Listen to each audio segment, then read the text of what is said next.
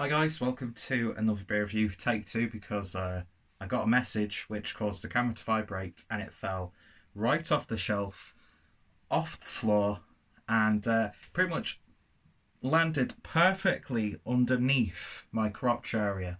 So you got to see beer belly, man tits, double chin, and then of course gooch area. So that video's been well and truly deleted and will never see light of day because that was genuinely horrifying. But anyway, no need to worry because I've not actually tried the beer yet.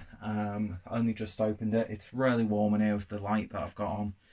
Got a turtleneck because it was a bit cold this afternoon.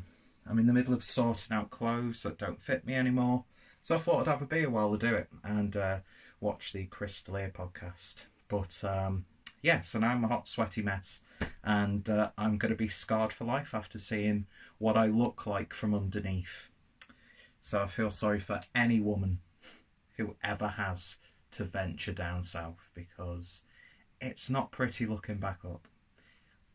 I'm the size of a mountain, but I don't look as majestic or beautiful as a mountain. Anyway, on to the review, and with it being the Mikkeller Beer Celebration Copenhagen Festival, as I'm recording this, going to be cracking open. It's probably going to have ended by the time I get it uploaded, but cracking this open, which is the festival beer for this year in a 500ml can, and this is a Berliner style Weisse beer with Kalamansi, which I'm not too sure exactly what Kalamansi is, but it sort of looks like it's either a berry or could even be something like gooseberry, something like that. They did actually go through the beers in the beer club unboxing video. That's a good way to hide the chin. They did actually go through the beers, but I've forgotten what a lot of the beers are. But yeah, so this is a 3.7% ABV beer. And yeah, more vibrations. Luckily you're actually resting on the actual shelf and not on a can with a Tom Ford box behind it, which was basically, to be honest, it was bound to fall.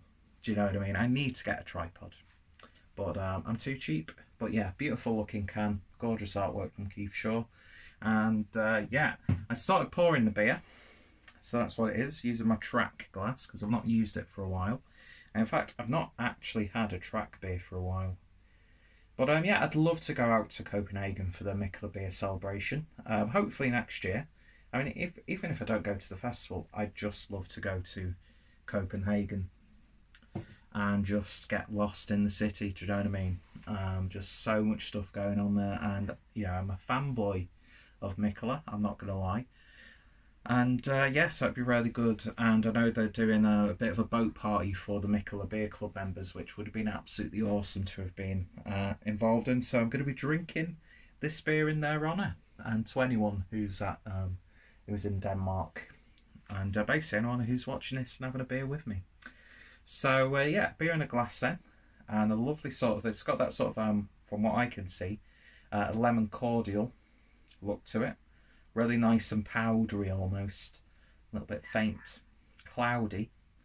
A little bit of haze in there as well. Lovely sort of crisp, slightly golden, slightly yellow look to it, with a very thin layer of a one finger white head. And yeah, it looks considerably more hazy and what's the word? The opposite of see-through. Opaque. But yeah, it looks fantastic in this glass. Anyway, let's see what we get on the nose without spilling it everywhere.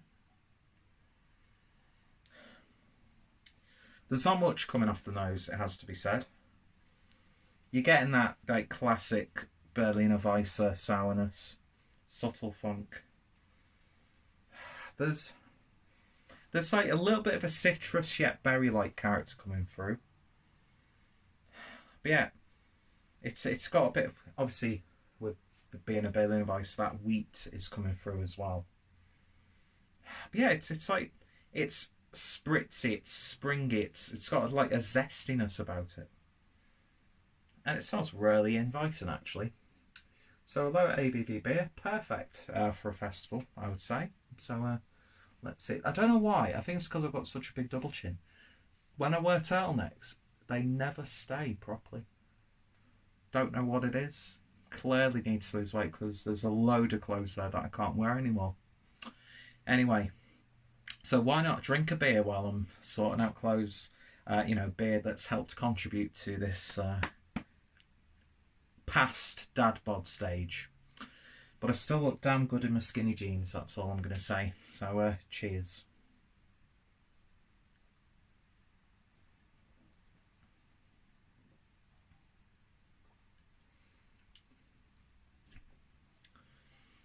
There's like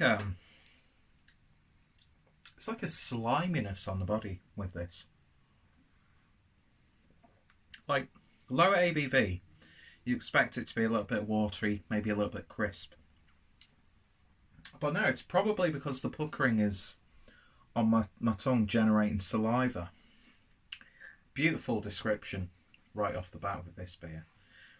But yeah, that's what it's reminding me of.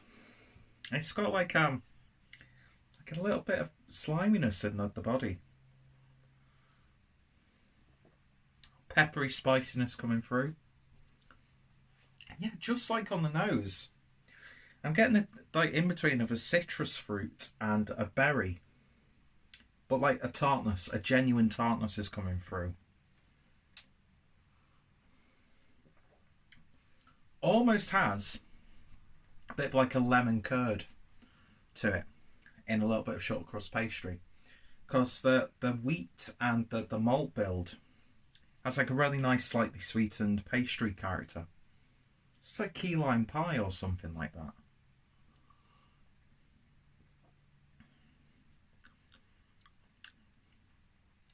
A bit zesty on the lips. It's devastatingly drinkable, as you would expect. Not too sweet, but at the same time it doesn't have that.